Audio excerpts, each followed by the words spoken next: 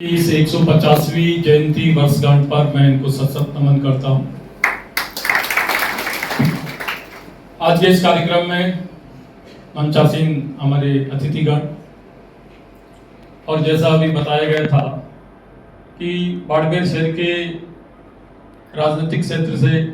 सामाजिक क्षेत्र से, बौद्धिक क्षेत्र से और व्यावसायिक जगत से पधारे हुए समस्त हमारे महान बुजुर्ग और सब अतिथिगण और हमारे पत्रकार साथियों, काफ़ी संख्या में मातृशक्ति भी नजर आ रही है। मैं सभी का इस कार्यक्रम में जिला प्रशासन की तरफ से आपका आभार प्रकट करता हूं कि राष्ट्रीय सरकार ने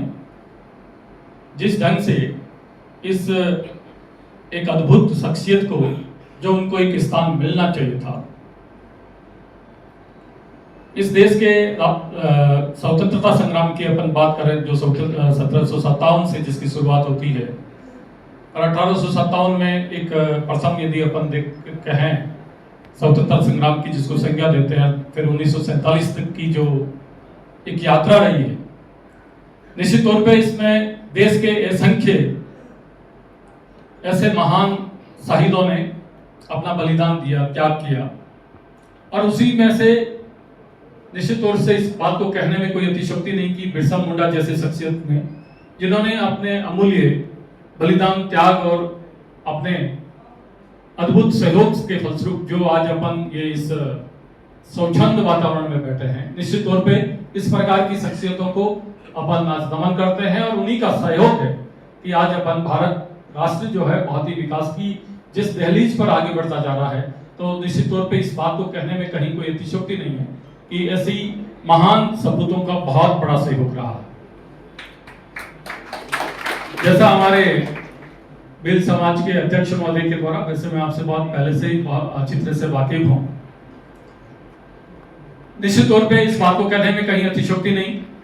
भील समाज का, ट्राइबल बेल्ट का, चाहे अपन नॉर्थ ईस्ट से ले लें, साउथ में ले लें, मध्य भारत में भी ले लें, और अभी जैसे नंदे साहब ने जो बताया कि यदि स्वतंत्रता संग्राम में निश्चित तौर से पढ़ते हैं तो इनका जो है इतिहास में ज्यादा डिटेल से कुछ ज्यादा नहीं बता रखा है। इतिहास निश्चित तौर से कई चीजों से प्रभावित हुआ है। जिस काल के जो इतिहासकार जिनसे कंसर्न रखते थे, जिनसे हितवद होते थे, उन्हीं के बारे में कुछ ज्यादा बताया जाता था। और इस काल में यदि अपन देखें तो कई ऐसे महान सपूत रहे हैं जिनके बारे में जो लिखा जाना चाहिए था वो नहीं लिखा गया है। लेकिन इस बात को कहने में कहीं संदेह नहीं है कि यदि भारतीय स्वतंत्रता संग्राम को यदि अपन देखें तो चाहे उड़ीसा देख लें, मध्य भारत में बिहार देख लें, नॉर्थ ईस्ट से देख लें, चाहे राजस्थान में भी समसभा से लगा करके डूंगरपुर और बांसवाड़ा, इन सभी जिलों में आदिवासी समाज का बहुत बड़ा सहयोग रहा। जैसा भी बताया जा रहा था महाराणा प्रताप, तो महाराणा प्रताप के साथ में भील समाज का नाम है, जो भामाशाह के तौर पे देख लें या इस स्वतंत्रता संग्राम, उसको एक पुष्ट रूप से अपन ये कहते हैं, वो एक स्वतंत्रता संग्राम का ही एक रूप था। हो सकता है कि उस समय राष्ट्रीयता की भावना से वो ओतप्रोत नहीं हो पाए, लेकिन जो संग्राम लड़ा गया था उसके पीछे राष्ट्रीयता एक प्रत्यक्ष रूप से छुपी हुई थी। और ये बात कहने में कहीं अतिशयोक्ति नहीं, पूरे भारतीय इतिहास की बात नहीं करें अपन, यदि विश्व पटल पर भी देखें तो महाराणा प्रताप को जो विदेशी इतिहासकारों ने भी जो संज्ञा दी है, जो सम्मान दिया है, और उसमें इस बात को अपन छुपा नहीं सकते हैं कि आदिवासी समाज का बहुत बड़ा सहयोग रहा। मैं आज इस अवसर पर समाज के प्रबुद्ध वर्ग का, क्योंकि जैसा अभी बताया गया कि समाज का बहुत बड़ा प्रबुद्ध वर्ग बैठा है, और प्रबुद्ध वर्ग की यह जिम्मेदारी है, नैतिक जिम्मेदारी, कि समाज का वो पिछड़ा वर्ग जो अभी भी मुख्य धारा से नहीं जुड़ पाया है, उसमें समाज के प्रबुद्ध वर्ग को आगे आना चाहिए, और जो लोग पिछड़ रहे हैं, समाज की धारा से जो छूट रहे हैं, उनको मुख्य धारा में लाने का प्रयास करना चाहिए। ये एक व्यक्ति का नैतिक धर्म है, नैतिक जिम्मेदारी है। इसी बात को ध्यान में रखते हुए भारत सरकार, जैसा भी नंदे साहब बता रहे थे, वो बात मैं भी आपसे निवेदन करना चाहूंगा, और एज ए एडीएम होने के नाते, क्योंकि एक राष्ट्रीय प्रोग्राम है, 15 नवंबर जो गौरव दिवस के रूप में मनाया जाना प्रारंभ किया गया है, और इसका जो है पीछे वो 150वीं बिरसा मुंडा साहब की जयंती है। कल 11 बजे माननीय प्रधानमंत्री महोदय का उद्बोधन होगा, और उस उद्बोधन का जो कार्यक्रम यहाँ जो डिस्प्ले किया जाएगा वो टाउन हॉल में किया जाएगा। इसलिए यहाँ जितने भी महानुभाव विराजे हैं, मैं आप सभी से आग्रह करूंगा कि उस कार्यक्रम में पधारें। और इसके पीछे सरकार की जो मंशा है, जो ट्राइबल बेल्ट, जो आदिवासी समाज, जो भील समाज, जो समाज की मुख्य धारा से जो मुख्य बातें हैं, जैसे उनके आवाज से लेकर के, बिजली से लेकर के, पानी से लेकर के, कम्युनिकेशन से लेकर के, ट्रांसपोर्ट से लेकर के और एजुकेशन से लेकर के, उसमें कुछ 17 डिपार्टमेंट है भारत सरकार के, राजस्थान सरकार के, जिसमें 25 इंटरवेंशंस है, जिनके माध्यम से इस समाज को किस प्रकार से मुख्य धारा में, और चूंकि इसका नाम भी जो दिया गया है धरती आभा जनजातीय ग्राम उत्कृष्ट योजना, जिसके पीछे यही एकमात्र आधार लिया गया है कि इस समाज के जो लोग पिछड़े हुए हैं उनको मुख्य धारा में, उनको जो बेसिक फैसिलिटेट करने की जो बात है, और जो दुनिया के दूसरे राष्ट्रों की तरफ अपन देखते हैं, जो विकसित राष्ट्रों की बात करें अपन, जिनको भी तथाकथित विकसित राष्ट्र है, वैसे भारत भी उसमें टेक ऑफ हो चुका है,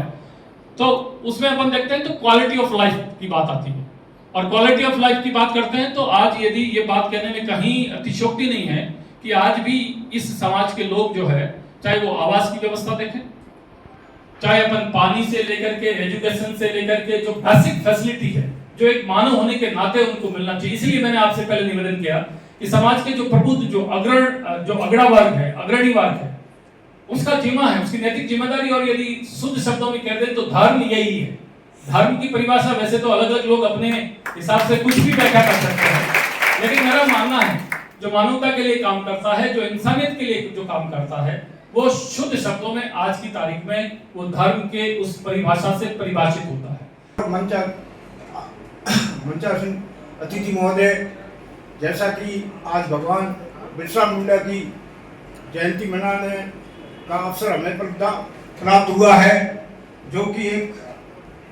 गौरव का विषय है और इसका नाम ही गौरव रखा है।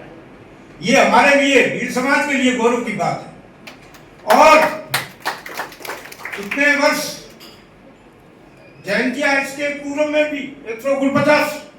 आ चुकी है, लेकिन ये 150वीं जयंती जो है ये एक भव्य होने जा रही है। इसका मैं मूल मंत्र जो है हमारे भावी प्रधानमंत्री नरेंद्र मोदी जी को देना चाहता हूं, जिन्होंने इस कार्यक्रम में सामाजिक संगठनों को और सरकार को जोड़ते हुए सभी को ऐसा आह्वान किया है, इतने बड़ा जनसमूह आया है, ये हमारे लिए गौरव की बात है। हमारे लिए भारत सरकार जो है वर्तमान में, उसमें शीर्ष नेतृत्व श्रीमान जी नरेंद्र मोदी साहब का है, जिन्होंने हमारी द्रौपदी जी मुर्मू को महामहिम बनाया है। उसके लिए भील समाज सदा रेडी रहेगा। इसी संदर्भ में जो हमारे लिए योजना क्रियान्वित की है, तो मैं एडीएम साहब को कहूंगा कि उसमें ज्यादा से ज्यादा यहाँ जो है आदिवासी समाज में एक भील समाज ही है, दूसरे कोई समाज नहीं है, उनके लिए आप इस योजना में जोड़ेंगे तो हमारा भील का विकास होगा, तो ये भारत देश के लिए महान कार्य होगा। और सबसे पिछड़ा समाज जो है भील समाज है। इतना कहकर मैं अपना स्थान ग्रहण करता हूँ। आपने मुझे मौका दिया और बोलने के लिए मैं सभी को बहुत बहुत धन्यवाद। जय जवाहर।